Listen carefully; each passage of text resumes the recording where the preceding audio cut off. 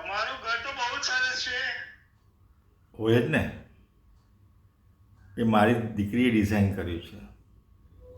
તે પણ મારી જેમ આર્કિટેક્ટ જ છે.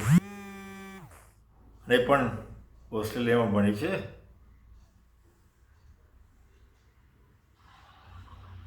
Deal done.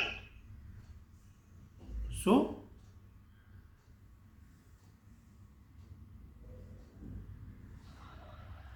મતલબ અમને છોકરી ગમે છે. એ ખરું, સારી વાત છે. પણ છોકરાઓને એકબીજા કંઈ પૂછવું હોય તો એક મીટિંગ જરૂરી છે ને. આપણું થોડું ચાલે છે વડીલોનું.